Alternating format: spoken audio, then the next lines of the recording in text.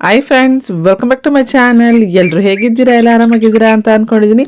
So ಎಲ್ಲರಿಗೂ ಆ ಭಗವಂತ ಆರೋಗ್ಯ ಆಯಸ್ಸು ಕೊಟ್ಟು ಕಾಪಾಡಲಿ ಅಂತ ಹೇಳ್ಕೊತ ಇವತ್ತಿನ ಈ ವಿಡಿಯೋನಲ್ಲಿ ಸ್ಟಾರ್ಟ್ ಮಾಡ್ತಾ ಇದ್ದೀನಿ. ಎಲ್ಲ ನನ್ನ ಚಾನಲ್ಗೆ ಹೊಸಬ್ರಾಗಿದ್ದೀರಾ, ಪ್ಲೀಸ್ ಲೈಕ್ ಮಾಡಿ, ಶೇರ್ ಮಾಡಿ, ಹಾಗೆಯೇ ಸಬ್ಸ್ಕ್ರೈಬ್ ಮಾಡೋದನ್ನು ಮಾತ್ರ ಮರಿಬೇಡಿ. ಜೊತೆಗೆ ಅಲ್ಲೊಂದು ಬೆಲ್ ಐಕಾನ್ ಇರುತ್ತೆ, ಆ ಬೆಲ್ ಐಕಾನನ್ನು ಪ್ರೆಸ್ ಮಾಡಿದ್ದೇ ಆಯಿತು ಅಂತಂದರೆ ನಾನು ಹಾಕುವಂಥ ವಿಡಿಯೋಗಳೆಲ್ಲ ನಿಮಗೆ ಬಂದು ತಲುಪುತ್ತೆ. ಮತ್ತು ಯಾಕೆ ತಡ ಮಾಡೋದು ಫ್ರೆಂಡ್ಸ್, ಬನ್ನಿ ಹಾಗಾದರೆ ಇವತ್ತಿನ ರೆಸಿಪಿ ನಾನು ಏನು ಅಂತ ಅಂದ್ಬಿಟ್ಟು ನಿಮಗೆ ನಾನು ತೋರಿಸ್ತಾ ಹೋಗ್ತೀನಿ.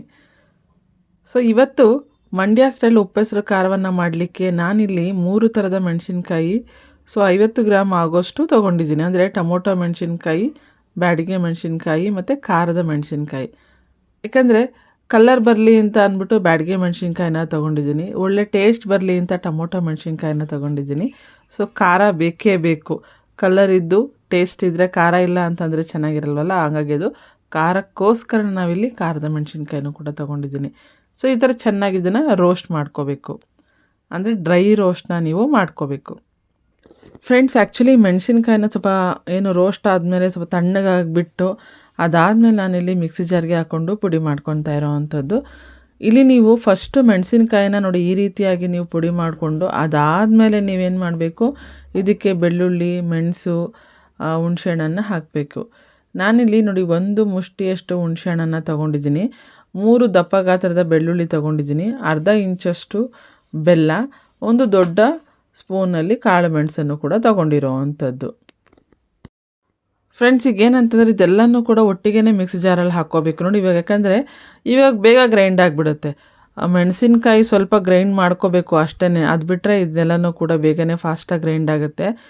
ನೀವು ಬೇಕಿದ್ರೆ ಇಲ್ಲಿ ಒಂಚೂರು ಬಿಸಿ ನೀರನ್ನು ಕೂಡ ಹಾಕ್ಕೋಬೋದು. ನಾನು ಕೂಡ ಇಲ್ಲಿ ಏನು ಮಾಡ್ತೀನಿ ಅಂದರೆ ಬಿಸಿನೀರನ್ನೇ ಯೂಸ್ ಮಾಡ್ತಾ ಇರೋ ಅಂಥದ್ದು. ನೋಡಿ ಈ ಮಟ್ಟಕ್ಕೆ ಬಿಸಿನೀರನ್ನ ನೀವು ಕಾಯಿಸಿ ಹಾಕ್ಕೋಬೇಕು, ಅಂದರೆ ಜಾಸ್ತಿ ಹಾಕಬಾರ್ದು, ಸ್ಪೂನಲ್ಲಾದರೂ ಹಾಕಿ ನೋಡಿ. ನಾನು ಇವಾಗ ತೋರಿಸ್ತೀನಿ ನೋಡಿ, ಸ್ವಲ್ಪನೇ ಹಾಕ್ತಾ ಇರೋ ಅಂಥದ್ದು.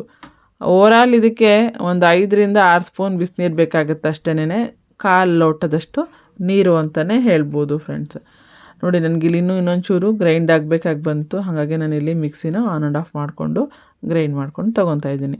ನೋಡಿ ಇನ್ನೊಂದು ಸ್ವಲ್ಪ ಆಗಲಿ ಅಂತ ಅಂದ್ಬಿಟ್ಟು ಈ ಟೈಮಲ್ಲಿ ನಾನು ಏನು ಮಾಡ್ತೀನಿ ಅಂದರೆ ಕೊತ್ತಂಬರಿ ಸೊಪ್ಪನ್ನು ಕೂಡ, ಕರಿಬೇವು ಎರಡನ್ನೂ ಕೂಡ ತೊಳೆದು ಒಣಗಿಸ್ಕೊಂಡು ಇಟ್ಟಿರೋ ಅಂಥದ್ದು. ಅಂದರೆ ಜಸ್ಟ್ ಬಟ್ಟೆ ಮೇಲೆ ಆ ನೀರಿನ ಅಂಶ ಹೋಗ್ಬೇಕಷ್ಟೇನೆ. ನೋಡಿ ಎಷ್ಟು ಚೆನ್ನಾಗಿದು ಫೈನ್ ಪೇಸ್ಟ್ ಆಗಿದೆ ಅಂತ ಅಂದ್ಬಿಟ್ಟು. ನಿಮ್ಗೆ ಇನ್ನೂ ಬೇಕಂದರೆ ನುಣ್ಣಗೆ ಬೇಕಂದರೆ ಇನ್ನೊಂದು 2 ಸರ್ತಿ ನೀವು ಮಿಕ್ಸಿನ ಆನ್ ಆ್ಯಂಡ್ ಆಫ್ ಮಾಡಿಕೊಂಡ್ರೆ ಸಾಕು. ಬಟ್ ನನಗಿಷ್ಟು ಸಾಕು ಅನ್ನಿಸ್ತು.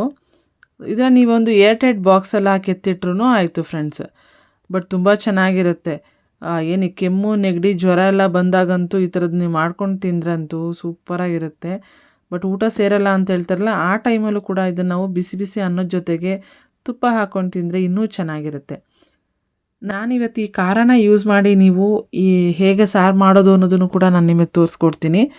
1 ಕಪ್ಪಷ್ಟು ಇಲ್ಲಿ ಹಸಿ ಅವರೆಕಾಳನ್ನು ತೊಗೊಂಡಿದ್ದೀನಿ, 1 ಲೋಟದಷ್ಟು ನೀರು, ಜೊತೆಗೆ ಉಪ್ಪು, 4ರಿಂದ 5 ಹಸಿಮೆಣಸಿನ್ಕಾಯಿನ ತೊಗೊಂಡಿಲ್ಲಿ 1 ವಿಷಲ್ನ ಕೂಗಿಸ್ಕೊತಾ ಇದ್ದೀನಿ.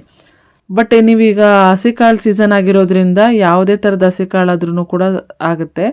ಇಲ್ಲ ಅಂತಂದರೆ ಹುರುಳಿಕಾಳಾಗಿರ್ಬೋದು, ಇಲ್ಲ ಅಂತಂದರೆ ಒಣಗಿರೋ ಹಳಸುಂಡೆ ಕಾಳಾಗಿರ್ಬೋದು, ಯಾವುದ್ರಲ್ಲೂ ಕೂಡ ನಾವು ಸಾಂಬಾರನ್ನ ಮಾಡ್ಕೋಬೋದು. 1 ವಿಷಲ್ ಸಾಕು ಫ್ರೆಂಡ್, ಜಾಸ್ತಿ ಏನು ಬೇಕಾಗಲ್ಲ. ಇದು 1 ವಿಷಲ್ ಆದರೆ ಸಾಕು, ಯಾಕಂದರೆ ಹಸಿ ಅವರೆಕಾಳು ಇರೋದ್ರಿಂದ ಇದು ಸಾಕು ಅಂತ ಅನ್ಸುತ್ತೆ ಅಷ್ಟೇ. ನೋಡಿ ಎಷ್ಟು ಚೆನ್ನಾಗಿದು ಬೆಂದಿದೆ ಅಂತ ಅಂದ್ಬಿಟ್ಟು. ಆ್ಯಕ್ಚುಲಿ ಈ ಜ್ವರ, ಕೆಮ್ಮು, ನೆಗಡಿ ಎಲ್ಲ ಇರುತ್ತಲ್ಲ, ಆ ಟೈಮಲ್ಲಿ ಏನಾದರೂ ನೀವು ಈ ಥರ ಸಾಂಬಾರನ್ನ ತಿಂತೀವಿ ಅಂತ ಅಂದರೆ ಪಟ್ಟ ಅಂತ ಹೊರ್ಟೋಗ್ಬಿಡುತ್ತೆ ಅಂತಲೇ ಹೇಳ್ಬೋದು. ಇದೊಂದು ಈ ಚಳಿಗಾಲಕ್ಕೆ ಔಷಧಿ ಅಂತಲೇ ಹೇಳ್ಬೋದೇನಪ್ಪ, ಈ ಥರದೊಂದು ಸಾಂಬಾರನ್ನ ಮಾಡ್ಕೊಂಡು ತಿನ್ನುವಂಥದ್ದು. ನೀವು ಸಾಂಬಾರು ಬೇಕು ಅಂತಲೇ ಏನಿಲ್ಲ, ಅದನ್ನು ಬೇಕಾದ್ರೆ ನೀವು ತುಪ್ಪ ಅನ್ನ ಅಂತ ಹೇಳ್ತೀವಲ್ಲ, ಅದಕ್ಕೆ ಸ್ವಲ್ಪ ಖಾರ ಹಾಕ್ಕೊಂಡು ತಿಂದರೂ ಕೂಡ ಒಳ್ಳೆ ಟೇಸ್ಟ್ ಇರುತ್ತೆ. ನೋಡಿ ಇದನ್ನು ನಾನಿಲ್ಲಿ 1/4 ಸ್ಪೂನಷ್ಟು ಅಷ್ಟೇ ಹಾಕ್ತಾ ಇರೋದು, ಯಾಕಂದರೆ ತುಂಬ ಖಾರ ಆದರೆ ತಿನ್ನೋದಕ್ಕಾಗೋದಿಲ್ಲ ಅಂತ ಅಂದ್ಬಿಟ್ಟು.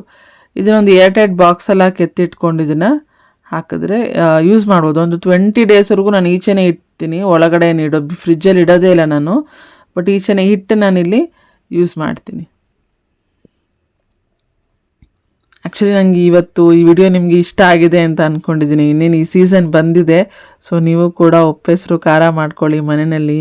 ಹಸಿ ಅವರೆಕಾಳಂತೂ ಸಿಗ್ತಾನೇ ಇರುತ್ತೆ, ಸೊ ಟ್ರೈ ಮಾಡಿ ಫ್ರೆಂಡ್ಸ್, ನೀವು ಒಂದು ಸಲ ಯಾವ ರೀತಿ ಬಂತು ಅಂತ ನನಗೆ ಕಮೆಂಟ್ ಮೂಲಕ ತಿಳಿಸಿ. ನೋಡಿ ನಾನಿಲ್ಲಿ ಸ್ವಲ್ಪ ಕೊತ್ತಂಬರಿ ಸೊಪ್ಪನ್ನು ಕೂಡ ಹಾಕಿ ಚೆನ್ನಾಗಿ ಮಿಕ್ಸ್ ಮಾಡ್ಕೊಳ್ತಾ ಇದ್ದೀನಿ. ಬಟ್ ಬಿಸಿ ಅನ್ನೋ ಜೊತೆ ತಿನ್ನೋದಕ್ಕಂತೂ ಒಳ್ಳೆ ಸೂಪರಾಗಿರೋ ಅಂಥ ಒಂದು ಸಾಂಬಾರು ಅಂತಲೇ ಹೇಳ್ಬೋದು. ಈ ಥರ ಖಾರ ಇತ್ತು ಮನೆಯಲ್ಲಿ ಅಂತ ಅಂದರೆ ಯಾವಾಗ ಬೇಕೋ ಆವಾಗ ನಾವು ದಿಢೀರಾಗಿ ನಾವು ಮಾಡ್ಕೊಂಡು ತಿನ್ಬೋದು ಫ್ರೆಂಡ್ಸ್. ಫ್ರೆಂಡ್ಸ್, ನಿಮಗೆ ಈ ವಿಡಿಯೋ ಇಷ್ಟ ಆಗಿದೆ ಅಂತ ಅಂದ್ಕೊಂಡಿದ್ದೀನಿ. ಇಷ್ಟ ಆಗಿದರೆ ಪ್ಲೀಸ್ ಲೈಕ್, ಶೇರ್, ಸಬ್ಸ್ಕ್ರೈಬ್ ಮಾಡಿ ಅಂತ ಹೇಳ್ತಾ ಇವತ್ತಿಗೆ ಈ ವಿಡಿಯೋ ನಾನಿಲ್ಲಿ ಎಂಡ್ ಮಾಡ್ತಾ ಇದ್ದೀನಿ. ಸೊ ಹಾಗಾದರೆ ಸಿಗೋಣ ಮುಂದಿನ ವಿಡಿಯೋದಲ್ಲಿ friends. Thank you for watching.